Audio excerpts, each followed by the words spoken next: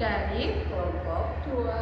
Perkenalkan, nama saya Nurma. Perkenalkan, saya Desya, saya Anggun, Saya Azian. Saya Rahma. akan mempresentasikan hasil Diskusi Kelompok kami tentang perkembangan dan sejarah akuntansi syariah. Selamat menyaksikan. Nah, yang pertama adalah zaman awal perkembangan Islam. Pendeklarasian negara Islam di Madinah tahun 622 Masehi bertepatan dengan 1 Hijriah didasari dengan konsep bahwa seluruh umat muslim adalah bersaudara dan tanpa membeda-bedakan dari segi apapun, sehingga kegiatan kenegaraan dilakukan dengan saling kerjasama. Hal ini dimungkinkan karena negara yang baru saja berdiri tersebut hampir tidak memiliki pemasukan maupun pengeluaran. Karena itu, Rasulullah SAW bertindak sebagai kepala negara, ketua Mahkamah Agung, mufti besar, dan panglima perang tertinggi, serta menanggung jawab administrasi negara dalam bentuk kesekretariatan masih sederhana karena baru didirikan pada akhir tahun ke-6 Hijriah. Setelah menjadi tradisi bahwa bangsa Arab melakukan 2 kali perjalanan khalifah perdagangan, yaitu musim dingin ke Yaman dan musim panas ke Syam atau ke Syria, Lebanon, Jordania, Palestina, dan Israel. Dan akhirnya perdagangan tersebut berkembang hingga ke bangsa Eropa, terutama setelah penaklukan Mekah. Kemudian zaman 4 khalifah. Pada masa Abu Bakar, pengelolaan Baitul Mal sederhana dengan pemasukan dan pengeluaran seimbang di bawah kepemimpinan Umar bin Khattab. Diperkenalkan istilah diwan untuk sistem administrasi yang berfungsi mengurusi pembayaran gaji. Khalifah Umar memilih petugas dari Persia untuk mengelola dan mencatat pembukuan Baitul Mal. Setelah saran dari tahanan Persia, ini terjadi setelah peperangan Al-Qadisiyah. Akuntansi berkembang dari satu lokasi ke lokasi lain karena hubungan antar masyarakat. Baitul Mal tetap terpusat lagi di Madinah, tetapi berkembang di daerah-daerah Islam. Diwan Khalifah Umar memiliki 14 departemen dan 17 kelompok dengan pembagian tugas dalam sistem keuangan dan pelaporan yang baik. Istilah awal pembukuan disebut jaridah atau jurnal dalam bahasa Inggris. Perkembangan akuntansi syariah di Indonesia. Menurut Taufik 2017, perkembangan besar terjadi dalam kegiatan usaha dan lembaga keuangan, bank, asuransi, pasar modal, dan pensiun, dan lain-lain sebagainya yang berbasis syariah. Dalam 3 dekade terakhir, lembaga keuangan telah meningkatkan volume dan nilai transaksi berbasis syariah yang tentunya meningkatkan kebutuhan terhadap akuntansi syariah. Berikut perkembangan akuntansi syariah. Periode sebelum tahun 2002. Meskipun Bank Muamalat telah beroperasi sejak tahun 1992 hingga tahun 2002, belum ada pernyataan standar akuntansi keuangan atau PSAK khusus yang mengatur akuntansi untuk bank syariah. Pada periode tersebut, bank masih mengacu pada PSAK 31 tentang akuntansi perbankan, meskipun tidak sepenuhnya sesuai dengan prinsip syariah, terutama pada aspek akuntansi kredit. Selain itu, bank juga merujuk pada Accounting Auditing Standards for Islamic Financial Institution yang disusun oleh Accounting and Auditing Organization for Islamic Financial Institution atau AAOIFI, sebuah badan otonom yang didirikan pada 27 Maret tahun 1991 di Bahrain.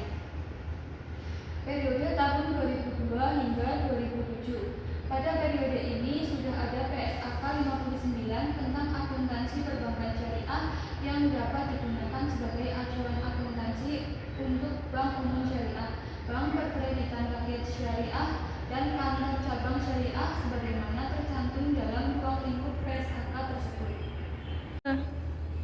Selanjutnya yaitu tahun 2007 sampai sekarang. Pada periode tersebut, Dewan Standar Akuntansi Keuangan atau DSAK mengeluarkan PSAK Syariah sebagai pembaruan dari PSAK 59. KD PPLKS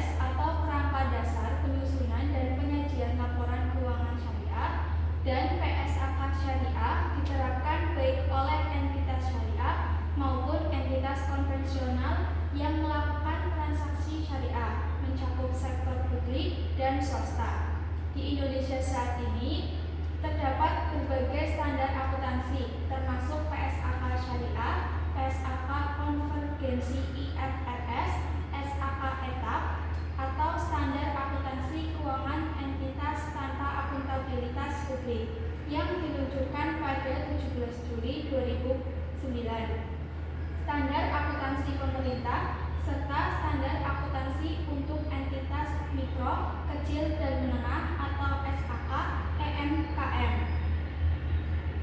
Selanjutnya yaitu perusahaan yang kita ambil, yaitu perusahaan Bank Syariah Indonesia.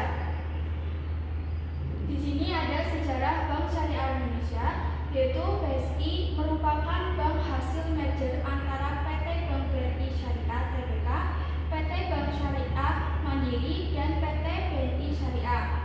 Otoritas Jasa Keuangan atau OJK secara resmi mengeluarkan izin merger 3 usaha bank syariah tersebut pada 27 Januari 2021 melalui surat nomor SR 3/PB.1/2021. Selanjutnya, pada 1 Februari 2021, Presiden Joko Widodo meresmikan kehadiran BSI. Komposisi pemegang saham BSI adalah PT Bank Mandiri Persero Tbk 50,83%, PT Bank Negara Indonesia Persero Tbk 24,85%, PT Bank Rakyat Indonesia atau Persero Tbk 17,25%, sisanya adalah pemegang saham yang masing-masing di bawah 5%. Selanjutnya, penggabungan ini menyatukan kelebihan dari ketiga bank syariah tersebut, sehingga menghadirkan layanan yang lebih lengkap, jangkauan lebih luas, serta memiliki kapasitas permodalan yang lebih baik. Didukung sinergi dengan perusahaan serta komitmen pemerintah melalui Kementerian BUMN, BSI didorong untuk dapat bersaing di tingkat global. BSI merupakan ikhtiar atas lahirnya Bank Syariah Kebanggaan Umat yang diharapkan menjadi energi baru pembangunan ekonomi nasional serta berkontribusi terhadap kesejahteraan masyarakat luas. Keberadaan BSI juga menjadi cermin wajah perbankan syariah di Indonesia yang modern, universal, dan memberikan kebaikan bagi segenap alam. Rahmatan lil alamin. Perkembangan bank syariah di Indonesia dewasa ini kian pesat. Maklum, Indonesia termasuk negara muslim terbesar di dunia sehingga memiliki peranan besar dalam membangun ekonomi syariah. Apalagi dengan lahirnya bank syariah raksasa di tanah air, yakni Bank Syariah Indonesia. Hasil dari gabungan atau merger 3 bank pelat merah antara lain Bank Mandiri Syariah, Bank BRI Syariah, dan Bank BRI Syariah. Kehadiran Bank Syariah Indonesia menjadi tonggak sejarah baru bagi bangsa ini. Dengan penyatuan bank syariah tersebut, Indonesia ditargetkan menjadi pusat ekonomi dan keuangan syariah di dunia. Lahirnya UU Perbankan Syariah mendorong peningkatan jumlah BUS dari sebanyak 5 BUS menjadi 11 BUS dalam kurun waktu kurang 2 tahun atau 2009 sampai 2010. Selain itu, semenjak dikembangkannya sistem perbankan syariah di Indonesia, semakin banyak pula kemajuan yang terjadi dalam 2 dekade, baik dari aspek lembagaan dan infrastruktur penunjangan, perangkat regulasi dan sistem pengawasan, kesadaran serta literasi masyarakat terhadap layanan jasa keuangan syariah.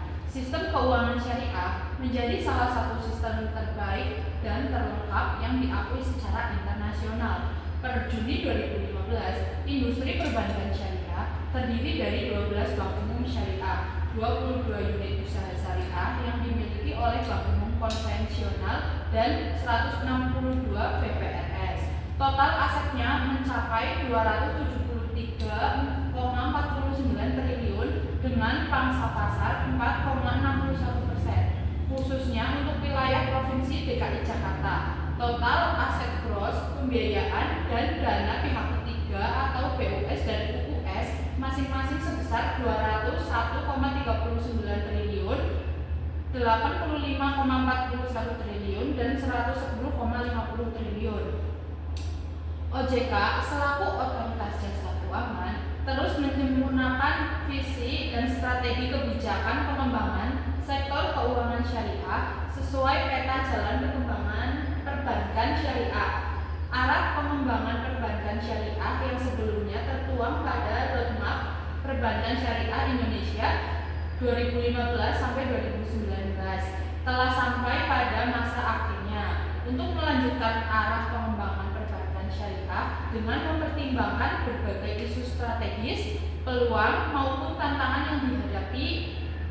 Roadmap pengembangan perbankan syariah Indonesia periode 2020 sampai 2025 disusun dengan membawa visi mewujudkan perbankan syariah yang resilient, berdaya asing tinggi, dan berkontribusi signifikan terhadap perekonomian nasional dan pembangunan sosial. Arah pengembangan perbankan syariah ini telah disusun selaras dengan beberapa arah kebijakan, baik kebijakan eksternal yang bersifat nasional seperti Rencana Pembangunan Jangka Menengah Nasional atau RPJMN 2020 sampai 2024 dan Master Plan Ekonomi dan Keuangan Syariah Indonesia 2019 sampai 2024 maupun kebijakan internal OJK, yaitu Master Plan Sektor Jasa Keuangan Indonesia dan Roadmap Pengembangan Perbankan Indonesia atau RP 21. Sebagian bagian dari RP21 roadmap ini merupakan langkah strategi OJK dalam menyelaraskan arah pengembangan ekonomi syariah di Indonesia, khususnya pada sektor industri jasa keuangan syariah di bidang perbankan syariah.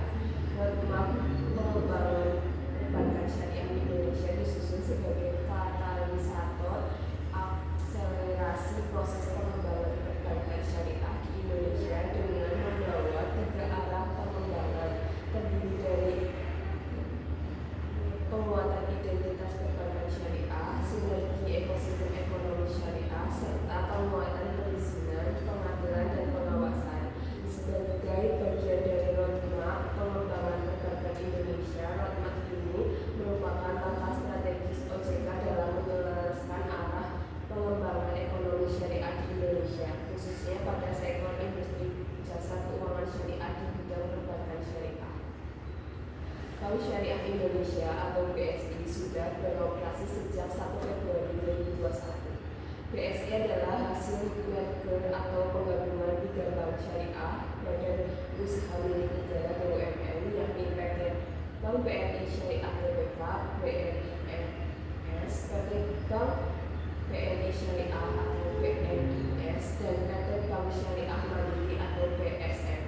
Dihitung-hitung, Bank Syariah Indonesia memiliki aset sebesar Rp25,7 triliun, sedangkan modal ininya 20,4 triliun. Dengan jumlah tersebut, Bank Syariah ini langsung masuk top 10 bank terbesar di Indonesia dari sisi aset, tempatnya di urutan ke-7. Selanjutnya, di tahun 2025, targetnya menjadi pemain global. Target tembus 10 besar di bank syariah dunia dari sisi kapitalisasi pasar. Selain itu, Bank Syariah Indonesia memiliki sekitar 1.200 kantor cabang serta lebih dari 1.700 ATM. Saat ini BSI berada di kategori bank buku 3. Ambisinya masuk dalam daftar bank buku 4 pada tahun 2022. Di sini ada beberapa direksi dari BSI. Yang pertama ada Heri Gunardi sebagai direktur utama. Yang kedua ada Bob Piasika sebagai wakil direktur utama. Yang ketiga ada Hari Pusti sebagai direktur retail banking.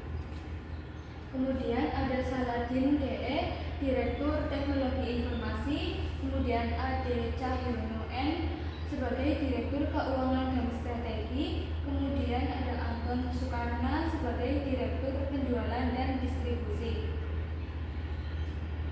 Selanjutnya yaitu ada Tri Buana Tunggadewi sebagai Direktur Kepatuhan dan SDM. Terus ada Grandis Helmiha sebagai Direktur Manajemen Risiko. Saidan Nofari sebagai Direktur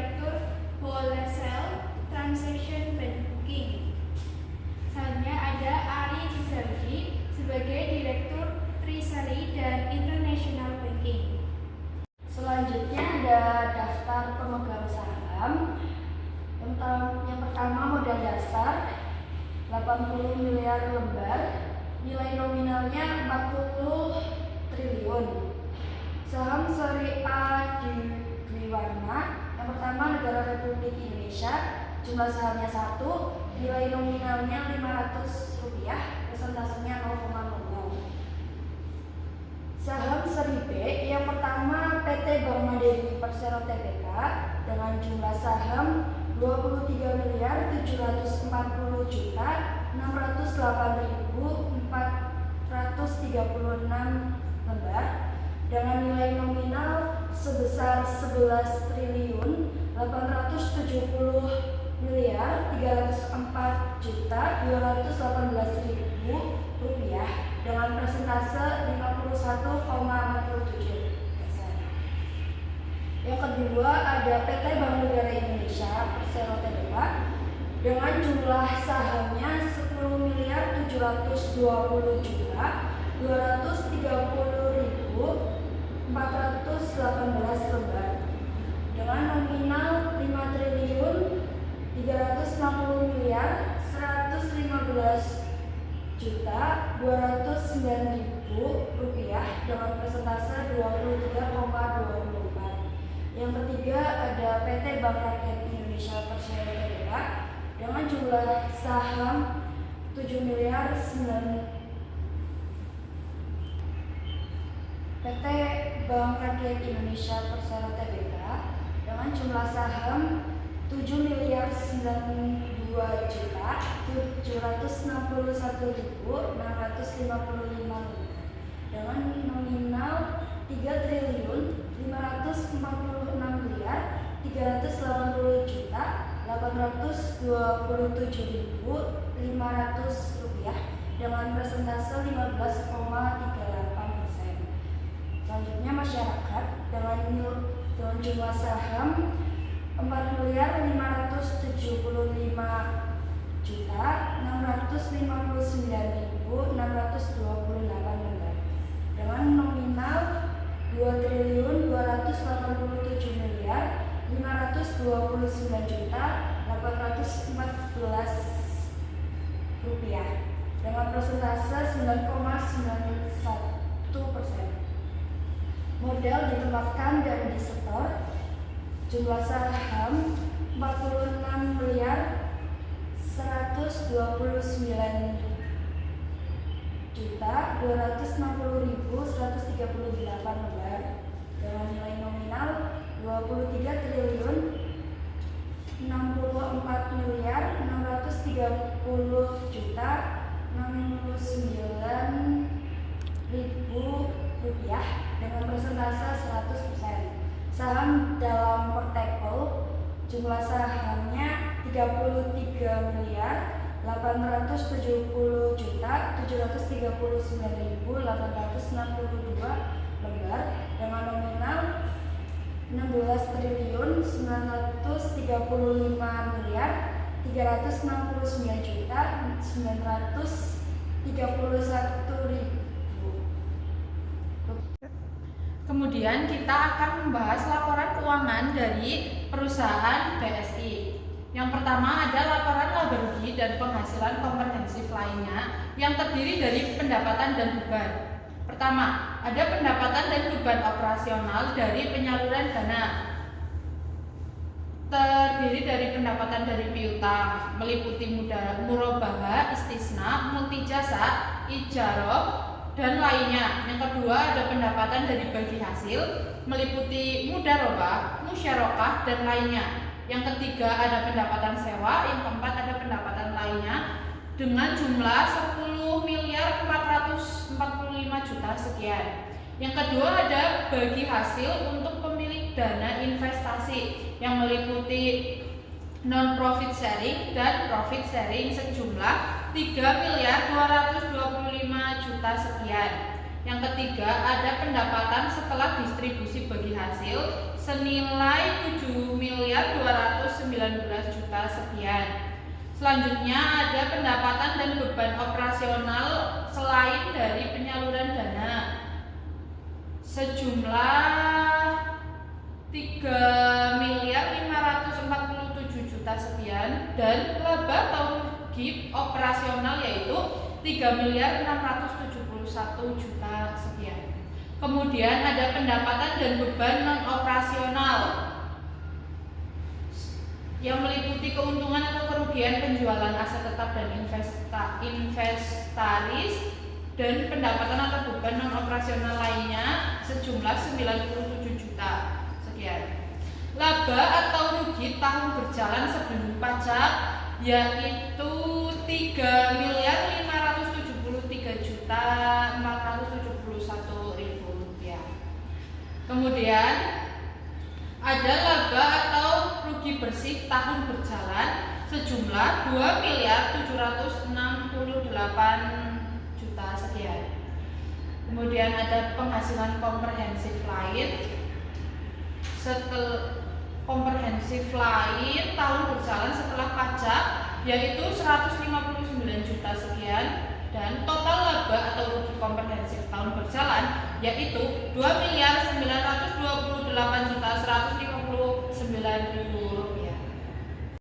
Kemudian ada laporan posisi keuangan. Yang pertama ada kas, yang kedua ada penempatan pada Bank Indonesia, yang ketiga ada penempatan pada bank lain, yang keempat ada tagihan spot dan forward, yang kelima surat berharga yang dimiliki, yang keenam tagihan atas surat berharga yang dibeli dengan janji dijual kembali atau reversi repo, yang ketujuh ada tagihan akseptasi, yang kedelapan ada piutang yang meliputi piutang mudharaba, piutang istisna, piutang multi jasa, piutang kord, dan yang terakhir piutang sewa. Yang kesembilan ada pembiayaan bagi hasil, itu meliputi mudharaba,